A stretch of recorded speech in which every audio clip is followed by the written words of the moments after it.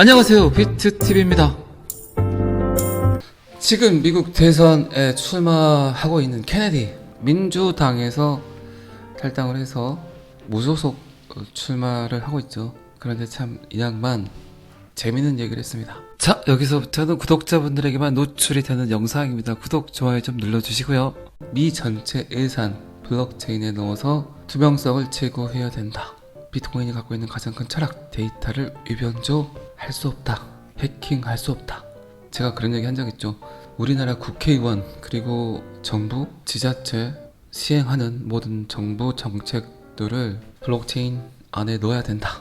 그렇게 되면 아마 국회의원들이 정부에서 10원짜리 100원짜리 하나 흐트러 쓰지 못하게 될 겁니다. 더 골 때리는 건 그 모든 내역들을 일반 시민들이 볼 수 있다는 거죠.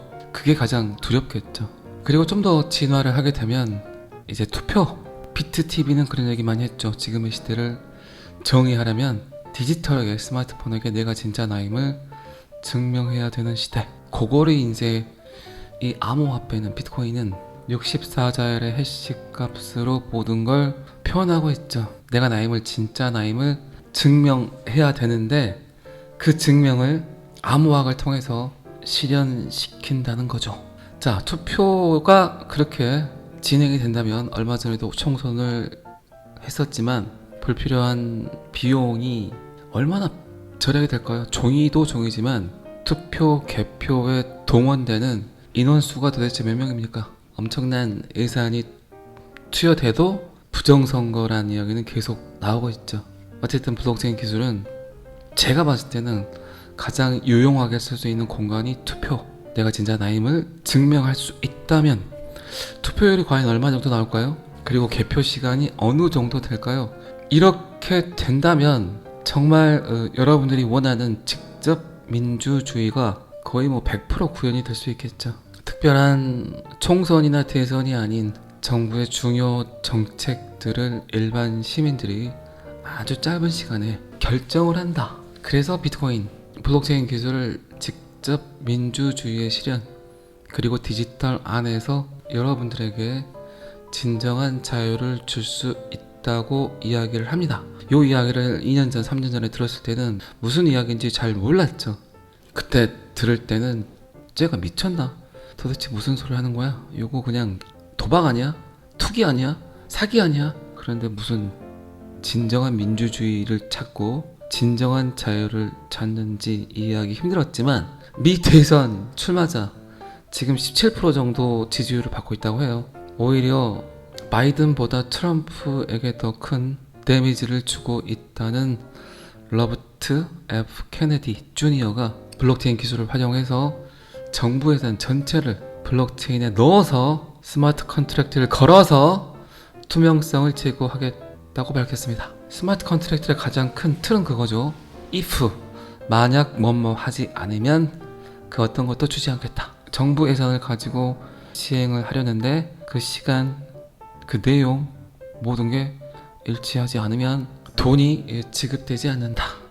뭐뭐 해야만 그 돈이 지급된다. 지금까지 여러분들은 너무 주먹구구 시대에 살았죠. 이렇게 주먹구구 형태로 진행되었던 게 가장 크게 뭡니까? 금융이죠, 금융. 내가 누구의 아들, 딸, 내가 누구를 알아서 나뉘어지는 조건들이 많죠. 공평하지 않죠. 공정하지 않죠. 그런데 갈수록 디지털 시대가 생활화가 되면서 사람들이 그런 걸 알아버렸죠. 특히 어린 분들은 가장 예민한 게 공정과 공평이죠.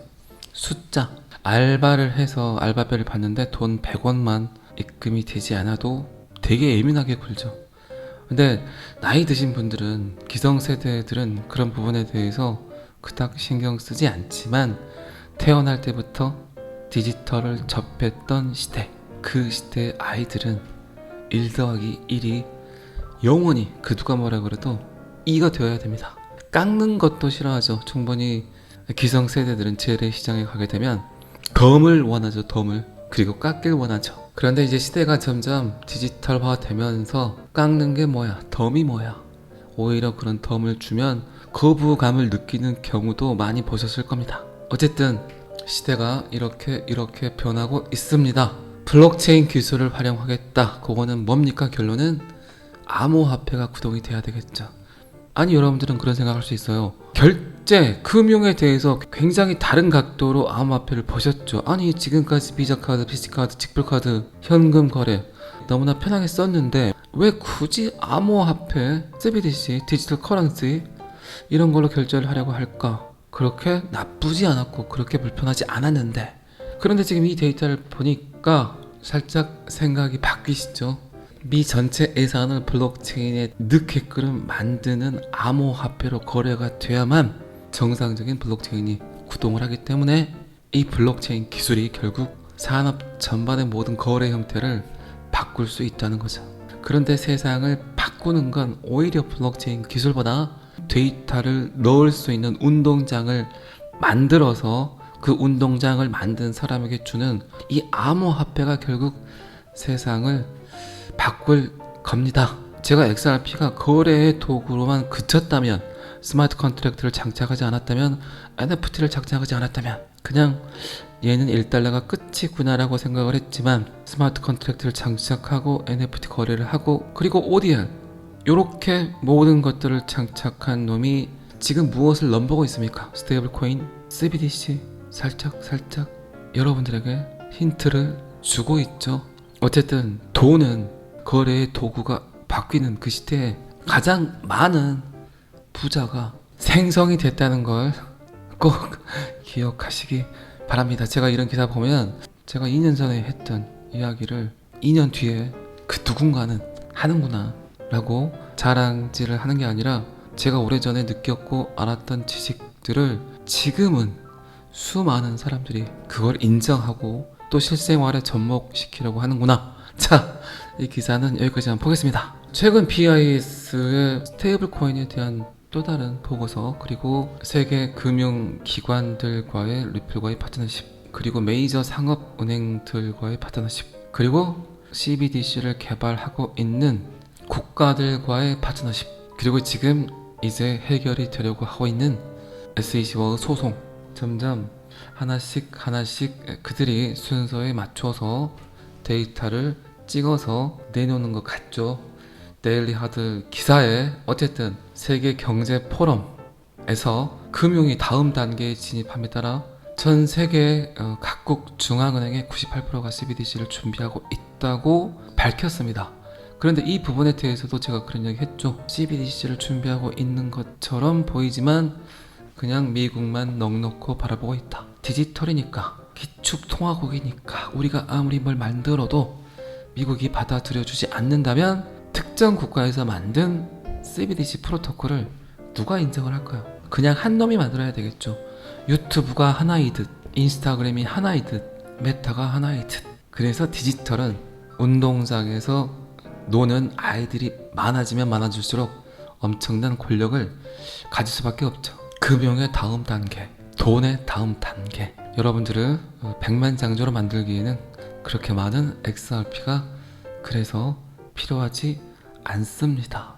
결국 잘 버티는 사람이 승자라는 말을 이제 조금씩 피부로 느끼시게 될 겁니다. 98%가 CBDC를 출시하고 있다고 이야기는 하지만 결국 미국은 XRP를, 리플을 선택하게 될 겁니다. 그리고 그 선택은 전 세계의 선택이 될 수밖에 없겠죠. 사토시 나카모토도 그렇게 걱정했던 이중지불, 더블 스펜딩. 사진은 그 누군가에게 전송을 했을 때 내 앨범에 남아도 별 관계가 없지만 돈이 더블 스펜딩이 되면 누가 그 국가와 무역을 하려고 할까요? 그래서 CBDC가 예민한 겁니다. 복잡하죠. 미국의 결정만 기다리는 게 정답이겠죠. 자, 이 기사도 여기까지만 보겠습니다. XRP 거래 주소가 급증을 했다. 가격 긍정적 영향을 끼칠 것 같다. 온체인 데이터를 제공하는 센티멘트에서 내놓은 데이터입니다. 거래가 급증하고 있습니다. 여러분들입니까? 더 사셨나요? 추매하셨나요? 안 그래도 우리나라에 XRP 홀더들이 많은데 그 와중에 그분들이 더 사신 것 같습니다. 지금 거의 임박했기 때문에 그럴 수도 있겠죠. 요 기사 보시면 아시겠지만 어제 이제 데이터가 떴죠. SEC 19억 5천만 달러의 벌금을 부과를 했고 브래드 갈링하우스가 떳떳하게 그 돈 다 줄 수 없다, $10,000,000가 적당하다라는 표현을 했습니다. 제가 이야기했죠. 분명 조정을 할 거라고.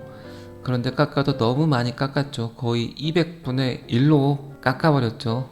요 데이터에 대한 반박문을 이제 SEC에서 5월 6일까지 제출을 하게 되겠죠. 뭐 그 전에 해도 되고, SEC가 순순히 리플의 제안을 받아들일 건지 아니면 다른 절충안을 제시를 할 건지. 어제도 제가 영상에서 이야기 드렸지만 소송이 정리가 되게 되면 그 누가 알아도 알 수 있는 팩트가 XRP의 가격 상승이죠. 그렇기 때문에 게리 겐슬러도 $20억 충분하다고 생각을 했겠죠.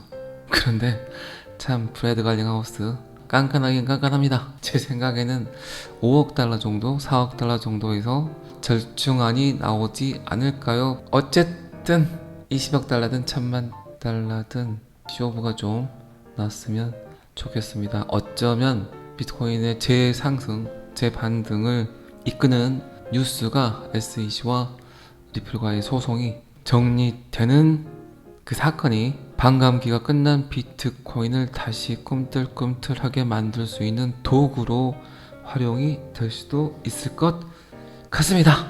어쨌든 지금까지도 잘 버티셨으니까 잘 견디시길 바랍니다. 그거는 전적으로 여러분들의 선택입니다. 자, 오늘은 여기까지 하겠습니다. 구독과 좋아요는 저를 너무너무 힘나게 합니다. 감사합니다. 비트TV였습니다.